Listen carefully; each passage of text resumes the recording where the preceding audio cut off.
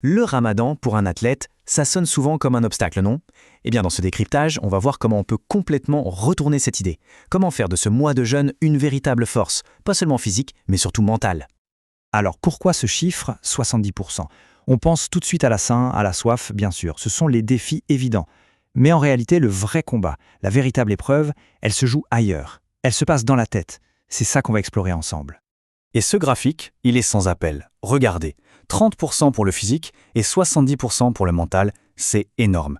Ça veut dire que oui, le corps est mis à rude épreuve, c'est certain, mais la vraie bataille, c'est un marathon psychologique. C'est là que tout se joue. Ok, alors comment on s'y prend? Voilà notre feuille de route. D'abord, on va parler de la bataille invisible. Ensuite, on verra les 3 grandes phases psychologiques du mois. Puis, on va chercher le carburant spirituel, l'arme secrète. On s'équipera d'un arsenal mental bien concret. Et pour finir, on verra comment tout ça mène d'un simple défi à une vraie transformation. Alors, commençons par le commencement, cette fameuse bataille invisible. C'est quoi au juste? C'est cette petite voix dans la tête, ce dialogue constant avec soi-même qui, chaque jour, vient tester notre détermination. On la reconnaît tous, cette petite voix, pas vrai? Le réveil à 4 heures du mat. Allez, juste 5 minutes de plus. L'après-midi, la fatigue qui s'installe. Tant pis pour l'entraînement aujourd'hui. Ou encore cette fin à 17 heures. Franchement, qui le saura? Et bien sûr, il y a la peur de perdre ses performances ou le regard des autres. Chacun de ces moments, c'est un carrefour. C'est là que le mental prend le dessus ou pas. Bon, maintenant qu'on a identifié cet adversaire intérieur, la bonne nouvelle, c'est qu'il n'attaque pas au hasard. Il y a un schéma, un parcours quasi prévisible sur les 30 jours. Et connaître ce parcours, c'est déjà avoir une longueur d'avance. En gros, on peut découper le mois en 3 grandes étapes psychologiques. L'euphorie du début, le fameux mur, et puis le second souffle. La première phase, les 7 premiers jours, c'est ce qu'on appelle l'euphorie naïve. On est super motivé, on se sent invincible. Le danger ici, c'est de partir trop fort, de griller toutes ces cartouches en pensant que ça va être comme ça tout le long. C'est un marathon, pas un sprint, il faut vraiment garder ça en tête. Et juste après cette euphorie, arrive le moment le plus critique. Regardez bien ce chiffre, 90%. C'est le pourcentage d'abandon ou de grosse baisse de motivation qui se passe pile à ce moment-là, entre le 10e et le 15e jour. C'est une statistique énorme, et ce n'est pas un hasard. C'est parce que c'est là qu'on se prend le mur. C'est la deuxième phase. La fatigue physique s'est accumulée, l'euphorie du début a complètement disparu, et mentalement, c'est très très dur. L'envie de tout lâcher est à son maximum. C'est vraiment la phase décisive. Mais pour ceux qui tiennent bon, qui arrivent à passer ce mur, alors là c'est la 3e phase, le second souffle. La fierté d'avoir tenu, la discipline qui s'est installée, ça crée une nouvelle dynamique. On sent la ligne d'arrivée et la motivation revient en force. La grande question, c'est comment on fait pour passer ce mur? Eh bien, c'est là qu'un athlète qui vit le ramadan a un avantage, une sorte d'arme secrète par rapport à quelqu'un qui ferait juste un jeûne intermittent classique. D'un côté, on a la motivation classique du jeûne, perdre du poids, améliorer ses perfs, c'est bien, mais c'est limité. De l'autre, pour le ramadan, la motivation est beaucoup plus profonde.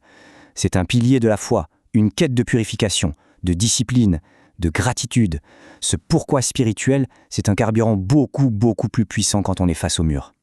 Et ce qui est incroyable, c'est de voir à quel point les qualités développées pendant le ramadan sont exactement les mêmes que celles d'un athlète de haut niveau. Regardez, discipline, patience, gratitude, humilité, dépassement de soi. C'est un miroir parfait. Le ramadan est en fait un camp d'entraînement mental. Ok, on a compris le pourquoi, maintenant passons au comment. Il faut des outils concrets pour mener cette bataille mentale au quotidien. C'est notre arsenal. Premier ennemi à abattre, le perfectionnisme. Cette petite voix qui dit « si je ne peux pas faire ma séance à 100% comme d'habitude, alors ça ne sert à rien, je ne fais rien du tout ». C'est un piège absolu. La solution, c'est la règle des 80%. Il faut se dire qu'une séance faite à 80%, même si elle est imparfaite, est infiniment mieux qu'une séance parfaite qui n'a jamais eu lieu. La régularité bat la perfection pendant le ramadan, c'est la clé. C'est ce qu'on appelle le recadrage cognitif. Au lieu de se dire « oh non, je perds du muscle, c'est une catastrophe », on change la phrase. On se dit « waouh, j'arrive à maintenir 85% de ma force tout en jeûnant, c'est remarquable ». On passe d'un échec perçu à une véritable réussite. C'est juste une question de perspective. Maintenant, que faire quand on est vraiment en crise, quand l'envie de tout lâcher est sur le point de gagner? Il y a un protocole d'urgence, très simple, en 4 étapes. Premièrement, on fait une pause, on respire 5 minutes. Deuxièmement, on se reconnecte à son intention, pourquoi on fait ça. Troisièmement, on négocie avec soi-même, juste un jour de plus, pas tout le mois, juste aujourd'hui. Et enfin, quatrièmement, on fait une toute petite action, même minimale, pour avancer. Ça peut tout changer. Et en utilisant tous ces outils, jour après jour, on arrive au but final. Ce n'est pas juste de survivre au mois, c'est une véritable transformation, un recadrage complet de notre façon de penser. La première grande leçon, la voilà. La discipline est plus forte que la motivation. La motivation, c'est une vague, ça monte et ça descend. La discipline, c'est le bateau. C'est ce qui nous fait avancer, même quand il n'y a pas de vent. Deuxième leçon, le maintien, c'est une victoire. On a souvent l'obsession de la progression.